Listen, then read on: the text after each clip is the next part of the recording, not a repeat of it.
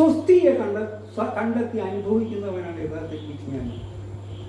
ആ വിജ്ഞാനി പുലർത്തുന്ന കർമ്മമാണ് ആഗാമി കർമ്മം.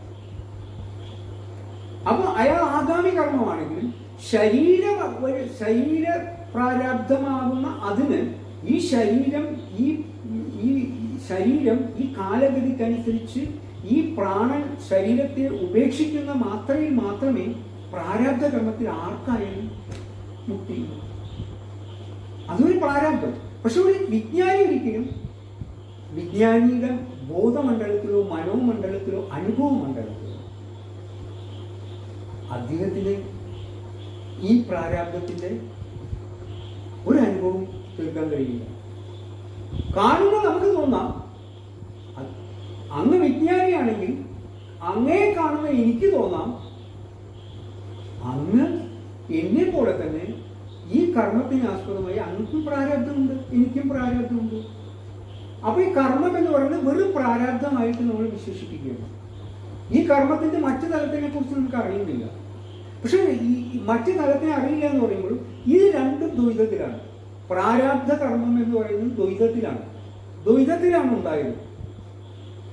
കാരണം ഒരു സംയോഗ പ്രക്രിയയിൽ ദ്വന്ദ്വക്രിയയ്ക്ക് ആസ്പദമായിട്ടാണ് സർവദ്വന്ദ്വങ്ങളെയും ഏകോപിപ്പിച്ച സംയോഗത്തിലാണ് നമ്മുടെ ജീവന്റെ ആവിർഭാവം. അവിടെ പഞ്ചഭൂത തത്വത്തെ ഇതിൽ എന്താ പറയുക പ്രാണവിന്യാസം തീർക്കുകയാണ്. പഞ്ചീകരണ സ്വഭാവത്തിൽ അത് പ്രാണ ചൈതന്യമായി ഭവിച്ചിരിക്കുന്നതാണ്. ആ ചൈതന്യമാണ് പ്രകൃതിയിലുണ്ടാകുന്ന ചൈതന്യം തന്നെ. പക്ഷെ അത് പ്രാരാബ്ധത്തിൽ കളക്കപ്പെട്ടപ്പോൾ ഈ സഞ്ചിത കർമ്മത്തിന്റെ ഭാഗമായി അതിൽ നിന്നൊരു കർമ്മത്തെ ആ ഫലപൂർത്തിക്കായിക്കൊണ്ട് ഒരു കാലനിർണയത്തിന് ആസ്പദമാക്കിക്കൊണ്ട് ഇവിടെ ഒരു സൃഷ്ടി സംഭൂതമായപ്പോൾ അത് ഒരു ചൈതന്യ വിശേഷത്തിന് ആസ്പദമായി ചേർന്നപ്പോൾ അവിടെ ഈ സഞ്ചിത കർമ്മത്തിൽ നിന്നും ഒരു കർമ്മം പ്രാരാബ്ധ കർമ്മമായി രൂപം കൊള്ളുകയും ഇതിനാസ്പദമായി തന്നെ ഈ സഞ്ചിത കർമ്മം ആ ജീവ ചൈതന്യത്തോടൊപ്പം തന്നെ ഒരു മാറ്റവുമില്ലാതെ ഉൾക്കൊള്ളും, മാറ്റവുമില്ല നിലകൊള്ളും. അപ്പൊ എന്ന് പറയുന്നത് സഞ്ചിത കർമ്മവും പ്രാരാബ്ധവും രണ്ടും ദ്വൈതത്തിലാണ്. സഞ്ചിത കർമ്മവും ദ്വൈതത്തിലാണ് സൃഷ്ടിക്കപ്പെട്ടത്. വീണ്ടും ദ്വൈതത്തിൽ നമ്മൾ മുക്തരായില്ലല്ലോ. യഥാർത്ഥത്തിൽ അദ്വൈതത്തിൽ എത്തിയില്ലെങ്കിൽ നമ്മൾ ഒരിക്കലും ഈ കർമ്മശ്രേണിയിൽ കുടുങ്ങിയേയില്ല. ആ കർമ്മശ്രേണിയിൽ നിന്നുള്ള മുക്തല്ലേ, നമ്മുടെ കർത്തൃത്വം ഉണ്ടാവില്ലല്ലോ. ഇവിടെ ഞാനിവിടെ ഭൂജാതനായി എന്ന് പറയുമ്പോൾ ഞാനൊരു കർത്താവായി തീർന്നില്ലേ? ഞാനൊരു കർത്താവായി, എന്നെ കർത്താവായി തീർത്തതിന് പാത്രമായിട്ട് നമ്മുടെ മാതാപിതാക്കളായില്ലേ? അവരിലും ആ കർത്തൃത്വം വന്നില്ലേ? അവരുടെ കർമ്മം വന്നില്ലേ? അവരുടെ അതിൽ ക്രിയ ഉണ്ടായില്ലേ? എല്ലാം നിർവഹിച്ചല്ലോ, എല്ലാം ഉത്ഭുതമായല്ലോ, എല്ലാം ദ്വൈതത്തിലല്ലേ? അപ്പൊ ആഗാമി എങ്ങനെയാണ് അവിടെയാണ് ഇത് രണ്ടും ഇതിപ്പോ നമ്മൾ ഇപ്പൊ പറയുന്നത് പ്രസാദിനോട് ഞാൻ പറയുന്നത് സൂചന രൂപത്തിലാണ്. പക്ഷെ ഇതിന് ഒരുപാട് വിശകലനം ചെയ്യാനുണ്ട്. സൃഷ്ടി ഇതെല്ലാം ചേർത്ത് പറയുമ്പോൾ എന്തായാലും ആഗാമി എന്താണെന്ന് ചോദിച്ചപ്പോൾ ആഗാമിയുടെ കാര്യം നമുക്ക് പറയാം. ആഗാമി സഞ്ചിത ഇത് രണ്ടും ദ്വൈതത്തിലാണ്. പക്ഷെ ആഗാമി അദ്വൈതത്തിലാണ്. അതുകൊണ്ട് തന്നെ ആഗാമി കർമ്മം എന്ന് പറഞ്ഞാൽ സാധാരണ രീതിയിൽ ഈ പ്രാരാബ്ധത്തിന്റെ ഭാഗമായി മുന്നോട്ട് ചലിക്കുന്ന ഒരു ജീവനുകൾക്കും ഈ ആഗാമി എന്താണെന്ന് അറിയില്ല. അവർ മനസ്സിലാക്കിയിരിക്കുന്നത്, ഞാനിപ്പോൾ പല ആളുകളും സംസാരമധ്യേ അവരിൽ നിന്ന് ഞാൻ പലപ്പോഴും സംസാരത്തിൽ ഞാൻ ശ്രദ്ധിച്ചപ്പോൾ പല പണ്ഡിതന്മാരുടെയും സംഭാഷണങ്ങൾ ഞാൻ ശ്രദ്ധിച്ചപ്പോഴൊക്കെ തന്നെ അവർ പറയുന്നത് പുണ്യപാപങ്ങൾക്ക് അതീതമായ ഒരു അവസ്ഥാവിഷ്ടം. അവരെ ആ പുണ്യവും പാപവും സ്പർശിക്കുന്നില്ല, പുണ്യത്തിനെയും പാപത്തിനെയും അവർ കൈക്കൊള്ളുന്നില്ല. അതുകൊണ്ട് തന്നെ അത്തരത്തിൽ കർമ്മത്തിൽ വർത്തിക്കുമ്പോൾ അവർക്ക് അതിന്റെ ഫലമില്ല, അവർ കർമ്മഫലം അനുഭവിക്കുന്നില്ല. പക്ഷെ ഇത് എവിടെ കൊണ്ട് പരിഹരിക്കും? പ്രാരാബ്ധം വിട്ട് നമുക്ക് ഒരു നിവൃത്തിയില്ല. അത് ഈ ശരീരം ഇവിടെ പ്രകൃതിയിൽ വിലയം കൊള്ളുന്ന മാത്രയിൽ മാത്രമേ ഉള്ളൂ. പ്രാണനും എല്ലാം ഈ പ്രപഞ്ചത്തിൽ വിലയം കൊള്ളും. പഞ്ചഭൂതമായിട്ടുള്ള നമ്മുടെ മനോബുദ്ധി അഹങ്കാര ശരീരങ്ങളൊക്കെ ശരീരത്തിലുള്ള എല്ലാം തന്നെ ഈ പഞ്ചഭൂത തത്വത്തിൽ തന്നെ വിലയം കൊള്ളും. അതിനെ ആസ്പദമായിട്ട് പ്രാണനും പ്രകൃതിയിൽ വിലയം കൊള്ളും. പക്ഷേ അപ്പോഴും ഈ ചൈതന്യത്തിനോട് ചേർന്ന് ഇവയൊക്കെ കേന്ദ്രീകരിച്ച് പ്രകൃതിയിൽ നമ്മുടെ ഈ സഞ്ചിത കർമ്മം നിലകൊള്ളുമല്ലോ. അപ്പൊ അതെങ്ങനെ അതുള്ളത് അത് തീർക്കാതെ എങ്ങനെയാണ്? അത് തീർക്കണതിന്റെ ഭാഗമായിട്ടുള്ള സഞ്ചിത കർമ്മത്തിൽ നിന്നും ഒരു ഭാഗമല്ലേ എടുത്തിട്ട് പ്രാരാബ്ധ കർമ്മമായിട്ട് നമ്മളിപ്പോൾ അനുഭവിക്കുന്നത്. ഈ പ്രാരാബ്ധ കർമ്മം ഒരു കാലഘട്ടത്തോടുകൂടി അവസാനിക്കുകയും അതിനുശേഷം സഞ്ചിത കർമ്മത്തിൽ വീണ്ടുമില്ലേ പ്രാരാബ്ധത്തിലേക്ക്. അതിനിടയ്ക്ക് ഇവിടെ ഈ പ്രാരാബ്ധത്തിന്റെ ഭാഗമായി വീണ്ടും നമ്മൾ സഞ്ചിത കർമ്മത്തിലേക്ക് നമ്മൾ കൂടുതൽ ആ ഭാണ്ഡത്തില് ഇത് കൂട്ടി, കനം കൂട്ടി. അപ്പോൾ വീണ്ടും ആ ഈ പ്രാരാബ്ധ കർമ്മം അനുഭവിക്കുന്നതോടുകൂടി സഞ്ചിത കർമ്മം വീണ്ടും പെരുക്കല്ലേ, അത് വീണ്ടും അനുഭവിച്ച് നിൽക്കട്ടെ. അപ്പൊ അതുകൊണ്ടാണ് കോടാനുകോടി ജന്മങ്ങളിലൂടെ ഒരു ജീവനും കടന്നു പോകുന്നു എന്ന് പറയുന്നത്. അപ്പൊ നമ്മളിപ്പോ പറഞ്ഞ ആഗാമി പുണ്യപാപ കർമ്മങ്ങൾ, ഒരു സാധാരണക്കാരനും ആഗാമി പുണ്യപാപങ്ങളുണ്ട്.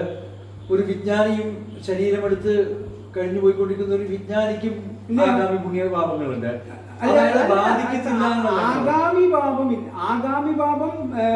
ആഗാമി കർമ്മം എന്ന് പറയുന്നത് വിജ്ഞാന മണ്ഡലത്തിൽ മാത്രമേ ഉള്ളൂ. അതായത് ഈ വിജ്ഞാനം എന്ന വിജ്ഞാനം ഒഴികെ ഞാൻ ഒന്നിനും തൃപ്തനല്ല, എനിക്ക് ഒന്നും വേണ്ട, ഞാൻ ഒന്നിൻ്റെയും കർത്താവല്ല എന്ന ഉത്തമ വിശ്വാസത്തോടുകൂടി യഥാർത്ഥ വിജ്ഞാനദാഹിയായിട്ട് ആ ക്രമത്തിൽ എത്തിപ്പെടുന്ന ഒരാളിൽ മാത്രമേ ആഗാമി കർമ്മം ഉടലെടുക്കുന്നുള്ളൂ. അതുവരെയും പ്രാരാബ്ധ കർമ്മത്തിന് ആസ്പദമായി തന്നെ സഞ്ചിത കർമ്മങ്ങളുടെ ശേഖരണത്തിൽ ഉൾപ്പെട്ട് നിൽക്കുകയാണ് ഓരോ ജീവനും. അതിനെന്ത് വിശേഷം കൊടുത്തോളൂ, ജ്ഞാനിയെന്നോ ഭക്തനെന്നോ എന്ത് വേണമെങ്കിലും വിശേഷം കൊടുക്കാം. പക്ഷേ ഈ ഭക്തിയിലായാലും ജ്ഞാനത്തിലായാലും ഈ യഥാർത്ഥമായിട്ടുള്ള യോഗത്തെ നമ്മൾ കണ്ടെത്തേണ്ടത് ഈ കർമ്മ സിദ്ധാന്തത്തിൽ നിന്നിട്ടാണ്. അതുകൊണ്ട് തന്നെ നോക്കൂ, ഭഗവത്ഗീത മാത്രമേ പറഞ്ഞിട്ടുള്ളൂ ഇത്രയും ഗംഭീരമായിട്ട് ഈ കർമ്മ സിദ്ധാന്തത്തെ എന്താ പറയുക, ഇത്രയും ഭംഗിയായിട്ട് വ്യാഖ്യാനം ചെയ്തിരിക്കുന്നത് ഭഗവത്ഗീത മാത്രമേ ഉള്ളൂ. ലോകത്ത് വേറൊരു ഗ്രന്ഥവുമില്ല. അതിൽ കവിഞ്ഞെന്ന് പറഞ്ഞൊരു ഗ്രന്ഥവുമില്ല, ഒരു ശാസ്ത്ര ഗ്രന്ഥവുമില്ല. ഏറ്റവും മുഖ്യസ്ഥാനം ഭഗവത്ഗീതയ്ക്കാണ്. അതുകൊണ്ട് ഭഗവാൻ ആ വാക്യത്തിൽ വളരെ അർത്ഥസ്പഷ്ടമായിട്ട് ഈ കർമ്മത്തിന്റെ പ്രാധാന്യത്തെ, അതിന്റെ മർമ്മത്തെ അറിയാൻ, ആ ദ്യുതിയിലേക്ക് നമ്മൾ എത്തിപ്പെടുത്താൻ വേണ്ടി എത്ര മഹത്തായിട്ടാണ് ആ കർമ്മത്തെ കൊണ്ടുവച്ചത്. ഭക്തിയും ജ്ഞാനത്തെയും ചേർത്ത് നിൽക്കുന്ന രീതിയിൽ ആ കർമ്മത്തെ കൊണ്ടുവച്ചു. അതുകൊണ്ടായിരിക്കും ഒരുപക്ഷെ നകർമ്മണാന പ്രജാതേന ത്യാഗേനൈകേ അമൃതത്വമാനശുഭു. അപ്പോ വിവേകത്തിൽ വിജ്ഞാനിക്ക് ഇത് പുലർത്തിക്കൊണ്ട് ഈ ആഗാമി അവിടെ മാത്രമേ ആ ത്യാഗം, കർമ്മത്യാഗം എന്ന് പറയുന്നത്. പുണ്യവും പാപവും സ്വീകരിക്കില്ല, അതല്ലേ വലിയ ത്യാഗം. സർവകർമ്മങ്ങൾക്കും ആധാരമായി നമ്മളെ ഈ പ്രാരാബ്ധത്തിന് പാത്രമാക്കിയത് പുണ്യവും പാപവും ഉള്ളതുകൊണ്ടല്ലേ. ഈ പുണ്യവും പാപവും, അല്ലെങ്കിൽ പാപമാരും ആഗ്രഹിക്കില്ല, എല്ലാവരും ആഗ്രഹിക്കുന്നത് പുണ്യം ചെയ്ത് നല്ല നല്ല നല്ല നിലകൾ കൈവരിക്കുക എന്നുള്ള ഉദ്ദേശത്തിലാണ്. അത്തരത്തിൽ പുണ്യത്തെ അറിയുള്ളൂ. പക്ഷെ ഈ പുണ്യം ഇവൻ ആഗ്രഹിക്കുന്നവരെ പുണ്യം നേടാൻ പറ്റുമോ? ഇല്ല.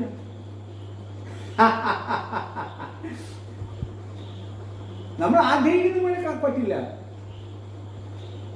ഈ നോക്കൂ, വിജ്ഞാന തലത്തിൽ എന്ന് പറയുമ്പോൾ ഞാൻ നേരത്തെ പറഞ്ഞില്ലേ, എന്താ പറയുക, നിരാകരിക്കുക.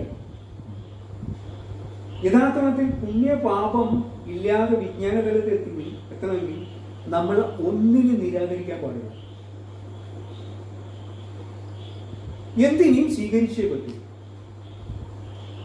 കാരണം സ്വീകരിക്കുന്നത് എന്റേതല്ലേ. ഒന്നുകിൽ ഞാൻ സർവമാണ്, അല്ലെങ്കിൽ ഞാൻ മാത്രമാണ്. എനിക്ക് സ്വീകരിക്കേണ്ട പ്രശ്നം വരുന്നില്ല. ഞാൻ സ്വീകരിക്കുന്നതൊക്കെ എൻ്റേതാണ്. അപ്പോൾ അത് സ്വീകാര്യമാകുമോ? ഞാൻ സ്വീകരിച്ചതാവോ? എൻ്റെ സാഹചര്യം, എൻ്റെ ഒരു സാധനം ഞാൻ ഇവിടുന്ന് എടുക്കുന്നത്, എൻ്റെ ഈ കണ്ണടക്കൂടി ഞാൻ എടുക്കുന്നത് ഞാൻ ഒന്നിൽ നിന്ന് സ്വീകരിക്കും, ഒരാളിൽ നിന്ന് സ്വീകരിക്കുകയല്ലോ. ഇത് എൻ്റെയാണ്, ഇത് ഞാൻ എടുക്കുന്നു, അത്രേ ഉള്ളൂ. ഞാൻ അർഹനാണെന്ന് അർത്ഥം. ഈ കർമ്മങ്ങളും ഈ കർമ്മഫലത്തിലും ഞാൻ അർഹനാണെന്ന് മനസ്സിലായി. നാം ഓരോരുത്തരും നമുക്ക് ഒഴിഞ്ഞു മാറാൻ പറ്റില്ല. അത് അവൻ മൂലമുണ്ടായ പ്രാരാബ്ധമാണ്, അല്ലെങ്കിൽ നമ്മുടെ മാതാപിതാക്കൾ നമ്മൾ ഈ പ്രാരാബ്ധം തീർത്തതാണ്. ഇങ്ങനെയൊന്നും പറഞ്ഞൊന്നും കാണാൻ പറ്റില്ല. നമ്മുടെ ഈ സഞ്ചിത കർമ്മത്തിന് നമ്മൾ ഉണ്ടാക്കിയ ജന്മജന്മാന്തരങ്ങളിലൂടെ ഏതെല്ലാം യോനികളിലൂടെ നാം സൃഷ്ടിക്ക് പാത്രമായോ അതിനാസ്പദമായി അവിടെ നിന്നുണ്ടായിട്ടുള്ള ഈ ഭാവതലങ്ങൾക്കും ചിന്താവിന്യാസങ്ങൾക്കും അനുസൃതമായി നാം സ്വരൂപിച്ചു കൂട്ടിയ കർമ്മത്തിന്റെ ഫലം തന്നെയാണ്. അതിൽ ഒരു ഫലത്തെയാണ് ആസ്പദമായിട്ടാണ് ഈ ജീവൻ ഈ ജീവിതത്തിൽ പുലർന്നത്. പിന്നെ ബാക്കി വീണ്ടും ഈ സഞ്ചയത്തിലേക്ക് പോവാണ്.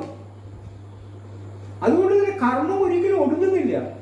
അതുകൊണ്ടാണ് ഈ സ്മൃതി എന്ന് പറയുമ്പോൾ പലർക്കും പലപ്പോഴും മനസ്സിലാകാതിരിക്കുന്നത്, ഓർമ്മയാണ് സ്മൃതി എന്ന് തെറ്റിദ്ധരിക്കപ്പെടുന്നു. എന്നാൽ യഥാർത്ഥത്തിൽ അങ്ങ് വ്യക്തമാക്കിയത് സഞ്ചിത കർമ്മമാണ് സ്മൃതിയായി നിൽക്കുന്നത്. അതെ, പക്ഷെ അത് അങ്ങനെ പറഞ്ഞുകൊണ്ട് കാര്യമില്ല. എന്തുകൊണ്ട് സഞ്ചിത കർമ്മം നാം സ്മൃതിയായിട്ട് വിലയിരുത്താം എന്നുള്ളത് ആഗാമി കർമ്മത്തിന്റെ നിർവചനത്തിന്റെ അവസാനത്തിൽ നമുക്ക് ബോധ്യപ്പെടുന്നു. അതുവരെയും ബോധ്യപ്പെടില്ല. കാരണം ആഗാമി കർമ്മം എന്താണെന്ന് അറിയില്ല. ആഗാമി കർമ്മം എന്ന് പറഞ്ഞാൽ പുണ്യം പാപവും ഇല്ലാത്തൊരവസ്ഥ എന്ന് മാത്രമേ അറിയുള്ളൂ. പുണ്യവും പാപവും ഇല്ലാണ്. അത് വിജ്ഞാനിക്ക് മാത്രമേ പുണ്യവും പാപവും ഇല്ല. ജ്ഞാനിക്കും പുണ്യവും പാപവും ഇല്ല എന്ന് പറയും. ആവാം, വിജ്ഞാനി തന്നെയാണ് ജ്ഞാനി. വിജ്ഞാനി എന്ന് പറഞ്ഞ ഒരു അതിന് അർത്ഥം കൽപ്പിക്കാൻ പറ്റുന്നതല്ല. വിജ്ഞാനം യഥാർത്ഥമായിട്ടുള്ള നമ്മുടെ ജീവന്റെ ആ നിർഗുണാവസ്ഥയെ പ്രാപിക്കുമ്പോൾ ആ അവസ്ഥയാണ്. ഈ ജീവൻ അത്തരത്തിൽ ബോധ്യപ്പെടുന്നതാണ്. ഉത്തമ ബോധ്യപ്പെടുന്ന ക്രിയക്കാസ്പദമായിട്ടുള്ള ബോധ്യപ്പെടലല്ല, വസ്തുഅധിഷ്ഠിതമായിട്ട് ബോധ്യപ്പെടാൻ പറ്റില്ല. യഥാർത്ഥമായ ബോധം അല്ല, യഥാർത്ഥമായ ബോധ്യം അത് നിർഗുണമാണ്. ഒരവസ്ഥക്കനുസൃതമായി ബോധ്യപ്പെട്ട സാധാരണ നമ്മൾ ഓരോന്ന് ബോധ്യം അല്ലെങ്കിൽ ബോധത്തിൽ വരുന്ന ഒരു വസ്തുനിഷ്ഠമായ ബോധം എന്ന് പറയും. അതിൽ യാഥാർത്ഥ്യമുണ്ട്, പക്ഷെ അത് വസ്തുനിഷ്ഠമാകും. അത്തരത്തിൽ വസ്തു എന്നല്ല ജീവൻ. ഏകമായിരുന്ന ജീവൻ എങ്ങനെ എന്റേതാവുക അല്ലെങ്കിൽ തന്റേതാവുക? അത് ചില ആളുകൾ ശാസ്ത്രം എന്ന് പറയുമ്പോൾ തന്നെ ശാസ്ത്രം എന്ന് വിവക്ഷിക്കുമ്പോൾ ശാസ്ത്രത്തെ മറ്റേ ഇതര മതസ്ഥരുടെ ഒക്കെ ഒരു ഗ്രന്ഥം എന്ന് പറയുന്ന പോലെ തന്നെ നമ്മുടെ ശാസ്ത്രം എന്ന് പറയുമ്പോൾ ഒരു പരിമിതിയിൽ കൊണ്ടുപോയിട്ട് വെക്കാറുണ്ട്. എന്നാൽ ശാസ്ത്രത്തെ പറ്റി ശാസ്ത്രത്തിൽ തന്നെ പറഞ്ഞു കേട്ടിട്ടുള്ളത് അനാദികത് അബാധിത് ജ്ഞാനജനകം ശാസ്ത്രം. അതാണ് ശാസ്ത്രത്തിന്റെ നിർവചനം. ശാസ്ത്രത്തില് അല്ലേ? ശാസ്ത്രത്തിൽ അനാദികതമായിട്ടുള്ളതും ഒന്നിനാലും ബാധിക്കപ്പെടാത്തതും. അപ്പൊ വാമൊഴിയെ വരമൊഴിയോ ഒന്നും അതിനെ ബാധിക്കുന്നില്ല. അപ്പൊ വിജ്ഞാനത്തെ കുറിച്ച് താങ്കൾ പറഞ്ഞത് ശരിക്കും ആ വിജ്ഞാനമാണ് യഥാർത്ഥ ശാസ്ത്രം. അതെ, അതാണ് ശാസ്ത്രം. അത് എപ്പോഴും നവനവമാണ് അല്ലേ? അതെ, അതുകൊണ്ട് ജ്ഞാനജനകം എന്ന് പറഞ്ഞു. ജനിപ്പിച്ചുകൊണ്ടേയിരിക്കുന്നത്, ജ്ഞാനത്തെ ജനിപ്പിച്ചുകൊണ്ടേയിരിക്കുകയാണ്. അപ്പൊ പിന്നെ നിങ്ങൾ പരിമിതി കൂട്ടില്ല. ശാസ്ത്രം എന്നത് അവിടെ പറഞ്ഞ് ശങ്കരാചാര്യശാസ്ത്രം മറ്റേ എന്ന് പറയണം. അല്ല, അത് നമ്മൾ പറഞ്ഞ കാര്യമില്ല. അത് അവര് അത്തരത്തിലുള്ള ആളുകൾ അങ്ങനെ വ്യാഖ്യാനിച്ചോട്ടെ. പക്ഷെ യഥാർത്ഥമായിട്ടുള്ള അന്വേഷിച്ച് ഒന്നും കുടുങ്ങാതിരിക്കണമെന്ന് മാത്രമേ എനിക്ക് പറയുള്ളൂ. നമ്മളെ പോയി അതിനുവേണ്ടിയിട്ടാണ് നമ്മുടെ പ്രയത്നം. അപ്പൊ യഥാർത്ഥ അന്വേഷിക്ക് ഈ പ്രാരബ്ധ ചക്രം എന്ന് പറയുന്ന സാധനത്തിൽ നിന്നും രക്ഷപ്പെട്ട് അയാൾക്ക് തീർച്ചയായിട്ടും ഈ അതായത് നമ്മുടെ സഞ്ചിത കർമ്മത്തെ നമ്മൾ തൊടില്ലാന്ന് അത് നമ്മളവിടെ വെച്ചിരിക്കുക. അതിൽ ചേർക്കാൻ വേണ്ടിയിട്ടേ ഇപ്പൊ ഇതിന്റെ ഭാഗമായിട്ട് പ്രാരാബ്ധ കർമ്മത്തിന്റെ ഭാഗമായിട്ട് പുതിയ സാധനങ്ങൾ എന്തൊക്കെയാണ് നമ്മൾ സ്വരൂപിച്ച് കൂട്ടുന്നത് കർമ്മത്തിന്റെ ഇതായിട്ട് അതിന്റെ ഫലം ഇതിൽ ചേർക്കും. അതിന് നമ്മൾ സ്പർശിക്കൊന്നുമില്ല. പക്ഷെ അതിൽ തകർക്കണ്ടേ? ആ തകർക്കണമെങ്കിൽ ആഗാമി കർമ്മം എന്താണെന്ന്, അതിൻ്റെ നിജതത്വം എന്താണെന്ന് അറിയണം. അറിവാണ് വിജ്ഞാനം എന്ന് പറയുന്നത്. പക്ഷെ ശാസ്ത്രം പറഞ്ഞിട്ടുണ്ട്. താങ്കളിൽ പല മറ്റേ നിത്യാനന്ദയുടെ ക്ലാസ്സിലൊക്കെ അറ്റൻഡ് ചെയ്ത താങ്കൾ ദയാനന്ദ സരസ്വതിയിലേക്ക് അദ്ദേഹം എന്താ ഇതിനെക്കുറിച്ച് ഉപയോഗിച്ചിരിക്കുന്നത്? അദ്ദേഹം ആഗാമി പുണ്യപാപങ്ങൾ, അതായത് ആഗാമി പുണ്യപാപം എന്ന് പറയുമ്പോൾ സഞ്ചിത കർമ്മത്തിൽ നിന്നും ഒരു ഭാഗമെടുത്ത് പ്രാരബ്ധമായി വന്ന് ഒരു ജീവൻ പ്രാരബ്ധത്തിൽ കഴിഞ്ഞു പോകുന്ന സമയത്ത് പല സ്ഥലത്തും പുതുതായിട്ട് വീണ്ടും വീണ്ടും പുണ്യകർമ്മങ്ങളും പാപകർമ്മങ്ങളും ചെയ്യാനുള്ള അവസരം ലഭിക്കും. ഒരു വില്ല്, ഒരു ഫ്രീ സ്പേസ് അതെ ഒരു ജീവന് ലഭിക്കുന്നു. ആ ഫ്രീ സ്പേസ് ലഭിക്കുമ്പോൾ ചെയ്യുന്ന അതിൽ നിന്നുമുള്ള പാപങ്ങളാണെങ്കിൽ അത് സഞ്ചിതത്തോടു കൂടെ ചേരുകയും അതിൽ നിന്നുള്ള പുണ്യങ്ങളും സഞ്ചിത കർമ്മത്തിൽ പോയി ചേരുകയും, അതേ സമയത്ത് ആ ആഗാമി എന്നുള്ളത് ഒരു തരത്തിലും ഒരു ജ്ഞാനിക്ക്, അദ്ദേഹം വളരെ സ്പെസിഫിക് ആയിട്ട് പറഞ്ഞിട്ടുണ്ട്, ജ്ഞാനിയെ ഒരു കാരണവശാലും വിജ്ഞാനിയെ ഈ ആഗാമി പുണ്യ പാപങ്ങൾ ബാധിക്കുന്നില്ല. അതിന്റെ കാരണം അദ്ദേഹം വ്യക്തമാക്കി പറയുന്നത് ഈ രീതിയിലാണ്. ഒരു വിജ്ഞാനിയെ സംബന്ധിച്ചിടത്തോളം ആഗാമി പാപം ഒരിക്കലും സംഭവിക്കുന്നില്ല. കാരണം പാപം എന്നുള്ളത് എപ്പോഴും ഒരു വ്യക്തി തലത്തിൽ നിന്നുകൊണ്ട് മാത്രം സംഭവിക്കുന്ന കാര്യമാണ്. ദ്വൈതത്തിൽ മാത്രമേ നടക്കുകയുള്ളൂ. അപ്പൊ അതുകൊണ്ട് പാപമില്ല. തീർച്ചയായും ജ്ഞാനജനകത്തിന് മറ്റു പലരെയും തന്നിൽ നിന്നും അനന്യമായി നിൽക്കുന്ന ജീവനുകളെ സഹായിക്കുക എന്നുള്ളത് തീർച്ചയായിട്ടും പുണ്യമാണ്. പക്ഷെ പുണ്യത്തിന്റെ ഫലവും ആവശ്യമില്ല. കാരണം വിജ്ഞാനിക്ക് പുണ്യവും വേണ്ട, പാപവും വേണ്ട.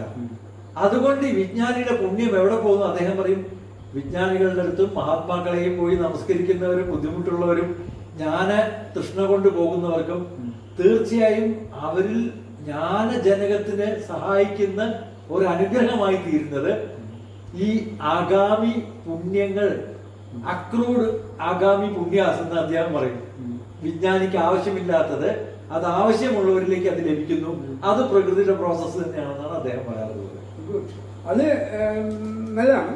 പക്ഷെ അവിടെ നമുക്ക് ഒരു ചെറിയൊരു സംശയം വരില്ല. അതിലവിടെ കൊണ്ട് നിർത്തി കഴിഞ്ഞാൽ കുറച്ച് സംശയം വരില്ല. പിന്നെ ഈ ആഗാമി കർമ്മം എന്ന് പറഞ്ഞു, അവിടെ ഈ ഒരു ആഗാമി പുണ്യപാപങ്ങൾ ചെയ്യുന്നത് വിവേകത്തിൽ പ്രതിഷ്ഠിതമായ ഒരു ജീവനല്ല. വിവേചനത്തിൽ പോകുന്ന ഒരു ജീവന് മാത്രമേ ആഗാമി പുണ്യപാപങ്ങളിൽ പോകുന്നുള്ളൂ. ആഗാമിയിൽ വിവേചനമില്ല. വിവേചനം വിട്ട്, ആ വിവേചനം വിടുന്നതാണ് ദ്വൈതത്തിൽ നിന്നും വിട്ട് അദ്വൈതത്തിലേക്ക് എത്തിയെന്ന്. മനസ്സിലായോ? ഈ പുണ്യപാപങ്ങളെല്ലാം തന്നെ വിവേചനത്തിന് ആസ്പദമായിട്ടുള്ള കർമ്മഫലങ്ങളാണ്. വിവേകമില്ലാന്ന്, വിവേകദ്യുതിയാൽ വിവേചനം പ്രാരാബ്ധത്തിന്റെ ബന്ധനത്താൽ വിവേചനം തീർക്കേണ്ട ഗതികേടിൽ സംഭൂതമാകുന്നതാണത്. മറിച്ച് ഈ ഗതികേട് ഒരു വിജ്ഞാനിയെ സംബന്ധിച്ചിടത്തോളം ഇല്ല. വിജ്ഞാനിക്ക് വിവേചനം തീർക്കേണ്ട പണിയില്ല. വിവേചനത്തിനാണ് എനിക്ക് എൻ്റെ അല്ലെങ്കിൽ ഒന്നിനെ നിരാകരിക്കാൻ അല്ലെങ്കിൽ ഒന്നിനെ സ്വീകരിക്കാൻ. ഇത് ജ്ഞാനിയാവില്ലല്ലോ. വിജ്ഞാനിക്ക് തലവയില്ലല്ലോ. അവൻ അതൊന്നും അതിക്രമിക്കുമ്പോഴല്ലേ വിജ്ഞാനി അല്ലെങ്കിൽ ഒരു പരിപൂർണ ജ്ഞാനി എന്നൊക്കെ പറയാൻ പറ്റും. അപ്പോൾ നമ്മൾ പലപ്പോഴും ഈ വിവേകത്തെ വിവേചനം ആയി, അതായത് നമുക്ക് വിവേകമാണുള്ളതെന്ന് തെറ്റിദ്ധാരണയിൽ ചെയ്യുന്ന പലതും വിവേചനത്തിലാണ് പോയിക്കൊണ്ടിരിക്കുന്നത്. അതങ്ങ് പറഞ്ഞ പോലെ പ്രാരബ്ധത്തിന്റെ വിശേഷത്താൽ വിവേകത്തെ വിവേകമാണെന്ന് തെറ്റിദ്ധരിച്ചുകൊണ്ട് വിവേചനം തീർത്തു പോകുന്നു. അത് പരിമിതിയാണ്. ഈ നമ്മുടെ ഈ പ്രാരാബ്ധ കർമ്മത്തിൽ കുടുങ്ങിയിരിക്കുന്ന ഈ ജീവൽ പ്രതിഭാസത്തിന്റെ പരിമിതിയാണ്. ജീവന്റെ പരിമിതിയല്ല, ജീവൽ പ്രതിഭാസത്തിന്റെ പരിമിതിയാണ്. അതുകൊണ്ടാണ് ഇത് ഓർമ്മകൾ ഈ പ്രതിഭാസത്തിൽ മാത്രം നിലകൊള്ളുന്നു. ഈ ജീവിതത്തിന് അപ്പുറത്തേക്ക്, ഈ പ്രാരാബ്ധത്തിന് അപ്പുറത്തേക്ക് അതിൽ നിന്നൊരു പ്രാരാബ്ധമായിട്ടാണ് ഇത് വന്നെങ്കിൽ ഈ സഞ്ചിത കർമ്മങ്ങൾ പല നമ്മൾ ജന്മജന്മാന്തരങ്ങളിലൂടെ കോടാനുകൂടി ജന്മങ്ങളിലൂടെ കടന്നു പോകുന്നു എന്നൊക്കെ പറയുന്നു ശാസ്ത്രം. പക്ഷെ ഇതിലേക്ക് ആഗാമി പർവ്വത്തിലേക്കൊക്കെ എത്തുന്ന സമയത്ത് ഇവിടെ ഒന്നിലൂടെയും നമ്മൾ കടന്നു പോയിട്ടില്ല എന്നുള്ള ബോധ്യത്തിലാണ് വരിക. പക്ഷെ അതുവരെയും ഇതിനൊന്നും നിഷേധിക്കാൻ പറ്റില്ല. മുജ്ജന്മത്തിൽ നമുക്ക് നിഷേധിക്കാൻ പറ്റില്ല. ഇനി നമുക്ക് ജന്മം ഉണ്ടാവില്ല എന്ന് പറയാൻ പറ്റില്ല. ഒന്നും പറയാൻ പറ്റില്ല. അതുവരെ എവിടെ യഥാർത്ഥമായ നമ്മുടെ സ്ഥായിത്വം ആഗാമി പർവ്വത്തിൽ കൊണ്ട് നിർത്തുന്നത് വരെ, ആ വിജ്ഞാന പദവി അലങ്കരിക്കുന്നത് വരെ ഇതിനെ നിഷേധിച്ചൊന്നും കാര്യമില്ല. ഇതെങ്ങനെ ഈ ശാസ്ത്രം പറഞ്ഞത്, ഈ ശാസ്ത്രം ഒരു കാര്യം പറയുന്നത് സത്യത്തിനെ ആസ്പദമായിട്ടാണ്. ആ പറയുന്ന കാര്യത്തിനെ ആസ്പദമായിട്ട് എടുക്കരുത്. ആ പറയുന്ന ഒരു കാര്യമായിട്ട് സത്യത്തിനെ കൊണ്ടുവന്ന് വെക്കരുത്. മറിച്ച് സത്യത്തിനോട് ചേർത്ത് ഈ കാര്യത്തെ വെച്ചിട്ട് സത്യത്തെ ഉൾക്കൊള്ളാൻ ശ്രമിക്കും.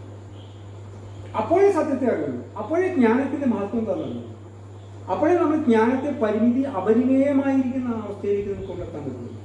ജ്ഞാനത്തിലൂടെ നമ്മളായിരിക്കുക. അതുപോലെ തന്നെയാണ് ഈ പ്രാരാബ്ധത്തിലൂന്നി നമ്മൾക്ക് യഥാർത്ഥമായ ഈ സഞ്ചിത കർമ്മത്തെ നിന്നും മോചിതനാവുക. പ്രാരാബ്ധം എന്തായാലും നോക്കിയില്ല. പ്രാരാബ്ധം അത് നമ്മൾ ഇനി ഒടുക്കാൻ നമുക്ക് പറ്റില്ല. അത് നിശ്ചയിക്കപ്പെട്ടതാണ്. ആ കാലഗണന നിശ്ചയിക്കപ്പെട്ടു. ആ എത്ര കാലം ഈ പ്രാരാബ്ധം ഇത്ര കാലം നീ പിൻപറ്റിയേ പറ്റൂ, അല്ലെങ്കിൽ നീ ഏറ്റിയേ പറ്റൂ. അതിനിടയിൽ ഈ എപ്പോ ഇതിലേക്ക് നമ്മുടെ ഇത് കടക്കുന്നു, ഉടനെ പ്രാരാബ്ധം ക്ഷയിച്ചുകൊണ്ട് പോകും. എപ്പോൾ അറിവിന്റെ ഭാഗമായി കിടക്കുന്നു. വിജ്ഞാനത്തിന്റെ ഭാഗമായിട്ട് ആ ക്രമത്തിൽ നമ്മൾ എത്തിക്കുന്നു.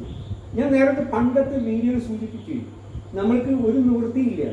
ഇത് വിവേചനത്തിനും വിവേകത്തിൽ എത്തിപ്പെടണമെങ്കിൽ ഈ പ്രകൃതിയുടെ എന്താ പറയുക, നിയാമക തത്വത്തിന് ആസ്പദമായിട്ടുള്ള ക്രമങ്ങളിലൂടെ തന്നെ നമുക്ക് പോകാൻ പറ്റും. അവിടെ നമ്മുടെ സൃഷ്ടിയെ നമ്മൾ തള്ളിക്കളഞ്ഞിട്ട് കാര്യമില്ല. ഞാനിവിടെ ഇല്ല, ഞാനില്ല, എൻ്റെ മനസ്സില്ല, ശരീരമില്ല, ബുദ്ധിയില്ല, അഹങ്കാരമില്ല, ഒന്നുമില്ല എന്ന് പറഞ്ഞിട്ട് കാര്യമില്ല. ഇത് എങ്ങനെ വന്ന് സംഭൂതമായി? ഇതിലെങ്ങനെ എൻ്റെ ജീവതത്വം കുരുങ്ങിയിരിക്കുന്നു? അല്ലെങ്കിൽ ജീവൻ കുരുങ്ങിയിട്ടുണ്ടോ? ഞാൻ ബന്ധിതനാണോ എന്ന് സസൂക്ഷ്മം വീക്ഷിച്ച് ആ നമ്മുടെ ക്രമത്തിന് ആസ്പദമായിട്ട് ക്രമികമായിട്ട് നമുക്ക് യഥാർത്ഥമായ വിജ്ഞാന പദവിയിലേക്ക് എത്താൻ പറ്റും. അതുകൊണ്ട് തന്നെയല്ലേ ഈ ജനന മരണ ശൃംഖല തന്നെ തീർത്ത് പ്രകൃതി ഇങ്ങനെ നമ്മളെ ഉദാഹരണം കൊടുക്കുന്നു. അപ്പോൾ ഇത് വളരെ വ്യക്തമായിട്ട് ഇനിയും ബോധ്യപ്പെടാൻ കൂടുതൽ വീഡിയോകൾ നമുക്ക് കേൾക്കേണ്ടി വരും. കൂടുതൽ ഇത് ശ്രദ്ധിക്കണമെന്ന് ആഗ്രഹമുണ്ട്. തീർച്ചയായും. അപ്പൊ തീർച്ചയായിട്ടും ഇതിനൊരു അവസരം തന്നതിന് ആഗാമി കർമ്മത്തെ നമുക്ക് വളരെ ഗഹനമായിട്ട് ചിന്തിക്കുന്നത് അറിയാത്തതാണ്. പൊതുവെ ഈ സാധാരണ ജനങ്ങൾ എന്താണെന്നറിയില്ല, പണ്ഡിതന്മാർ പോലും അല്ലെങ്കിൽ ഇതിൽ വ്യാപൃതരായിരിക്കുന്നത് പോലും എന്തോ ഞാൻ കണ്ടിട്ടില്ല. ഞാനും അന്വേഷണത്തിൻ്റെ പാതയിൽ ഇങ്ങനെ സഞ്ചരിക്കുമ്പോൾ ഇതിനെക്കുറിച്ചൊക്കെ ഞാൻ തിരക്കിയിരുന്നു. പക്ഷെ എനിക്ക് വ്യക്തമായ നിർവചനം കിട്ടിയിട്ടില്ല അതാണ് എന്ന് പറയും. അത് കാരണം എന്താ വെച്ച് കഴിഞ്ഞാൽ അതിന് തന്നെ രണ്ട് അഭിപ്രായങ്ങൾ വരുന്നുണ്ട്. അത് രണ്ട് ഈ പുണ്യഭാവം ഇല്ല എന്നുള്ളതാണ്. പുണ്യഭാവങ്ങൾ ഇല്ല എന്ന് പറയുമ്പോൾ തീർച്ചയായിട്ടും ഈ പുണ്യഭാവങ്ങൾ ഇല്ലെങ്കിലും ആഗാമി കർമ്മമായിട്ട് നിൽക്കുന്നുണ്ട്. കർമ്മത്തിന് ഫലമുണ്ട്. കർമ്മത്തിൻ്റെ ഫലം കൊണ്ടാണ് നമ്മൾ ഈ സഞ്ചിതവും പ്രാരാബ്ധവുമായിട്ട് നമ്മളിവിടെ എത്തിപ്പെട്ടത്. അപ്പോൾ ഈ ആഗാമി കർമ്മം അനുഷ്ഠിക്കുന്ന ആ വിജ്ഞാനിയുടെ കർമ്മത്തിന് എന്താണ് ഫലം? പാപം പുണ്യം എടുക്കില്ല എന്ന്. പിന്നെ എന്താണ് ഫലം എന്നറിയുമ്പോഴാണ് ആ ശാസ്ത്രം പറഞ്ഞിരിക്കുന്ന ഈ കർമ്മ സിദ്ധാന്തത്തെ നമ്മൾ പൂർണ്ണ രൂപത്തിൽ ഗ്രഹിക്കാൻ പറ്റും. അതിൻ്റെ മർമ്മം പറഞ്ഞു നമുക്ക് ഗ്രഹിക്കാൻ പറ്റും. അത് നമ്മൾ അടുത്തൊരു ദിവസം അതിനെക്കുറിച്ച് പറയാം. ഇപ്പോൾ ഓക്കെ, നമസ്തേ.